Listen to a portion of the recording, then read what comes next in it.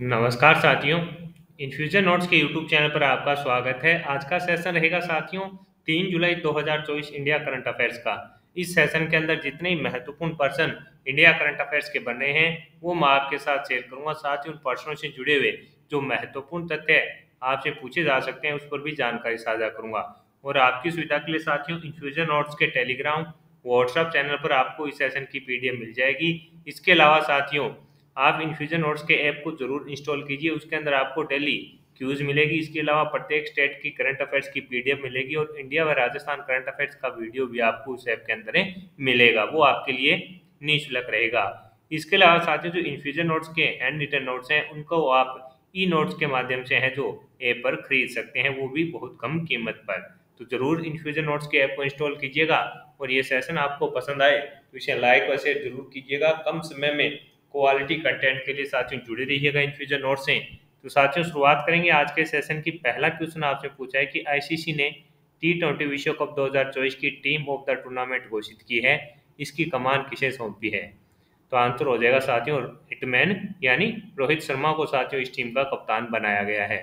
ICC T20 विश्व cup important है साथियों। आगामी प्रतियोगिता परीक्षा में कन्फर्म है कि इससे एक ना एक क्वेश्चन है जो पूछा जाएगा। वो ये निर्भर करेगा कि जो किस प्रकार से एग्जामिनर इसको देखता है। तो इम्पोर्टेंट क्या होगा, कहाँ पर हुआ था? तो वेस्ट इंडीज के अंदर इसका फाइनल मुकाबला हुआ था बारबाडोस के अंदर। उसके अंदर भारत ने है जो किसको हराया था? साउथ अफ्रीका को है जो 7 रनों से हरा दिया था।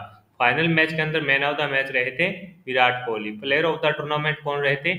जसप्रीत बुमराह। और सबसे ज्यादा जो विकेट है साथियों वो लिए थे अपने अर्शदीप सिंह ने, भारत की ओर से 17 विकेटें। ये भी अपने को याद रखना है। अब साथियों ये जो टीम घोषित की गई है उसकी कमान है जो आईसीसी की जो टीम है उसकी कमान रोहित शर्मा को सौंपी गई है। इसके अलावा साथियों इसके अंदर भारत की जो 6 खिलाड़ी शामिल किए हैं उनको भी आपको याद रखना है। कौन हो गए? एक तो हो गए आपके साथियों कप्तान रोहित शर्मा और player of the tournament Jasprit Bumrah, Axar Patel साथियों आपको याद ही होगा, अर्शदीप सिंह, सूर्य कुमार यादव और हार्दिक पांड्या को है जो साथियों इसके अंदर शामिल किया गया है। तो इम्पोर्टेंट है साथियों। सीधा का सीधा क्वेश्चन तो ये भी पूछा जा सकता है कि विजेता और उपविजेता कौन रहा। डीप क्वेश्चन बनेगा तो इस प्रकार का क्वेश्चन आपसे पूछा जा सकता है। इसके अलावा देखिए अफगानिस्तान, वेस्ट इंडीज, ऑस्ट्रेलिया, दक्षिणी अफ्रीका के खिलाड़ी सेमीफाइनल में शानदार प्रदर्शन के बाद अफगानिस्तान के 3 खिलाड़ी राशिद खान, फजल हक फारूकी जो संयुक्त रूप से साथियों उन्होंने 17 विकेट के साथ वो शीर्ष स्थान पर रहे हैं अर्शदीप के साथ। और रहमानुल्लाह गुरबाज को टीम में जगह मिली है। इसके अलावा टीम में वेस्ट इंडीज के निकलस पूरन और ऑस्ट्रेलिया के मार्कस स्टोनिस को भी है जो साथियों टीम में शामिल किया गया। दक्षिणी अफ्रीका के तेज गेंदबाज एनरिक नोटेस को है जो 12वां खिलाड़ी इसके अंदर चुना गया है। तो ये इंपॉर्टेंट रहेगा, आपसे पूछा भी जा सकता है। तो इस क्वेश्चन को अच्छे से तैयार कीजिएगा। अगला क्वेश्चन आपसे पूछा है कि भारतीय नौसेना द्वारा विकसित सबसे शक्तिशाली गैर परमाणु विस्फोटक का नाम क्या है? तो इसका नाम है CBEX-2।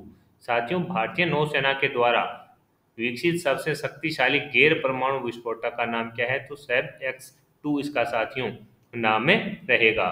सोलर इंडस्ट्रीज के साथ मिलकर भारतीय सेना ने जो साथियों अत्याधुनिक बम बनाया है जो TNT जो साथियों पहले भारतीय सेना इस्तेमाल करती थी उससे 2.01 गुना ज्यादा शक्तिशाली है। यह भारत की रक्षा निर्यात संवर्धन योजना के लिए एक बहुत ही महत्वपूर्ण कदम है। तो इम्पोर्टेंट ये क्वेश्चन रहेगा और आपसे पूछा भी जा सकता है। अगले क्वेश्चन पर बात करेंगे साथियों। अगला क्वेश्चन आपसे पूछा है कि 2024 लियोन मास्टर शतरंज टूर्नामेंट किसने जीता? तो विश्वनाथ आनंद के द्वारा साथियों लियोन मास्टर शतरंज टूर्नामेंट जीता गया। पूर्व विश्व शतरंज चैंपियन भारत के विश्वनाथ आनंद ने 10वीं बार लियोन मास्टर शतरंज प्रतियोगिता जीती है। उन्होंने 30 जून 2024 को स्पेन के लियोन शतरंज में खेले गए फाइनल में स्पेन के कौन है साथियों? जेमे स्टोस लतास को 3-1 से हराकर 2024 लियोन मास्टर्स का खिताब जीता है। तो इम्पोर्टेंट है किसने जीता है साथियों? विश्वनाथ आनंद ने। इन्होंने फाइनल के अंदर किसे हराया? स्पेन के कौन है? स्पेन के जो खिलाड़ी हैं साथियों जेमे स्टोस लतास को है जो 3-1 से हराकर इन्होंने लियोन मास्टर 2024 का खिताब है जो जीता है। तो इम्पोर्टेंट रहेगा, आपसे पूछा जा सकता है कि 2024 लियोन मास्टर शतरंज टूर्नामेंट किसने जीता? तो आपका आंसर हो जाएगा विश्वनाथ आनंद ने। और कितनी बार जीता है साथियों? तो 10वीं बार ये खिताब इन्होंने अपने नाम किया है। ये भी अपने को याद रखना है। अगला क्वेश्चन आपसे पूछा है कि केंद्रीय प्रत्यक्ष कर बोर्ड का अध्यक्ष किसे नियुक्त किया गया है? तो आंसर हो जाएगा साथियों रवि अग्रवाल जी को। आपसे पूछा है केंद्रीय प्रत्यक्ष कर बोर्ड का अध्यक्ष किसे नियुक्त किया गया? रवि अग्रवाल जी को जो साथियों नियुक्त किया गया है। आयकर केंद्र के 1988 बैच के भारतीय राजस्व सेवा अधिकारी रवि अग्रवाल को केंद्रीय प्रत्यक्ष कर बोर्ड का नया अध्यक्ष नियुक्त किया गया है। रवि अग्रवाल जुलाई 2023 से साथियों क्या थे? सीबीडीटी के सदस्य के रूप में कार्यरत थे। तो इम्पोर्टेंट रहेगा कि केंद्रीय प्रत्यक्ष कर बोर्ड का अध्यक्ष किसे नियुक्त किया गया? तो आपका आंसर हो जाएगा रवि अग्रवाल को नियुक्त किया गया है। इम्पोर्टेंट ये रहने वाला क्वेश्चन है। अगला क्वेश्चन आपसे पूछा है कि अफगानिस्तान को लेकर संयुक्त राष्ट्र संघ की बैठक कहां पर हुई है? तो साथियों दोहा के अंदर, कतर की राजधानी दोहा के अंदर है। तो साथियों अफगानिस्तान को लेकर संयुक्त राष्ट्र संघ की एक बैठक हुई है, वो कहां पर हुई है? दोहा में। दोहा में अफगानिस्तान पर तीसरे संयुक्त राष्ट्र के नेतृत्व वाले सम्मेलन में भाग लेने वाले 25 देशों में से एक है, जिसका ध्यान तालिबान शासित अफगानिस्तान में जीवन को बेहतर बनाने पर है। और भारत का प्रतिनिधित्व विदेश मंत्रालय के अधिकारी जेपी सिंह कर रहे हैं। यानी साथियों अगर आपसे ये भी पूछे कि इस बैठक का उद्देश्य क्या रहा, तो ये देखिए, जिसका ध्यान तालिबान शासित अफगानिस्तान में साथियों जो जीवन स्तर है उसको बेहतर बनाने पर रहेगा। तो इम्पोर्टेंट है कि अफगानिस्तान को लेकर संयुक्त राष्ट्र संघ की बैठक कहाँ हुई है? तो कतर की राजधानी दोहा के अंदर साथियों इसका आयोजन किया गया। इसके अंदर टोटल 25 देशों ने भाग लिया, जिसके अंदर साथियों भारत ने भी इससे भाग लिया है। और भारत का प्रतिनिधित्व तो किसने किया? विदेश मंत्रालय के अधिकारी कौन है? जेपी सिंह ने इसके अंदर है जो भारत का नेतृत्व किया है। ये अपने को याद रखना है, इंपॉर्टेंट रहने वाला है। अगला क्वेश्चन आपसे पूछा है कि किस राज्य सरकार के द्वारा गौहा संरक्षण योजना शुरू की गई है? तो असम। किस राज्य सरकार के द्वारा गौहा संरक्षण योजना शुरू की गई? तो असम। असम मंत्रिमंडल ने साथियों बृहस्पतिवार को भारतीय नागरिक सुरक्षा संहिता 2023 की धारा 398 का पालन सुनिश्चित करने के लिए असम गौहा संरक्षण योजना 2024 को मंजूरी दी, ताकि जांच और परीक्षण के दौरान जो खतरे हैं साथियों गौवाओं को होते हैं उनकी जो रक्षा है उसके लिए साथियों ये शुरू किया गया है। तो इम्पोर्टेंट क्या रहेगा कि किस राज्य सरकार के द्वारा गौहा संरक्षण योजना शुरू की गई? तो असम सरकार के द्वारा साथियों ये सुनिश्चित की गई है। तो ये अपने लिए इम्पोर्टेंट रहेगा और आपसे साथियों पूछा भी जा सकता है। आगे बात करेंगे साथियों अगले क्वेश्चन की। अगला क्वेश्चन आपसे पूछा है कि 2024 में ग्लोबल इंडिया एआई शिखर सम्मेलन कहाँ हुआ है? तो आंसर हो जाएगा नई दिल्ली के अंदर साथियों इसको आयोजित किया जा रहा है। भारत 3 और 4 जुलाई को साथियों भारत इलेक्ट्रॉनिक्स और सूचना प्रौद्योगिकी मंत्रालय के तत्वाधान में नई दिल्ली में ग्लोबल इंडिया एआई शिखर सम्मेलन 2024 की मेजबानी है जो कर रहा है। यानी 2024 में ग्लोबल इंडिया एआई शिखर सम्मेलन कहाँ पर आयोजित हो रहा है? तो नई दिल्ली के अंदर साथियों इसका आयोजन किया जा रहा है 3 और 4 जुलाई को। भारतीय इलेक्ट्रॉनिक्स और सूचना प्रौद्योगिकी मंत्रालय के तत्वाधान में ग्लोबल इंडिया एआई शिखर सम्मेलन 2024 की मेजबानी कौन कर रहा है? नई दिल्ली इसकी मेजबानी कर रहा है। ये अपने को याद रखना है। अगला क्वेश्चन आपसे पूछा कि हाल ही में growing together for youth creativity and well being पहल है जो किसने शुरू की है? तो यूनेस्को और के पॉप समूह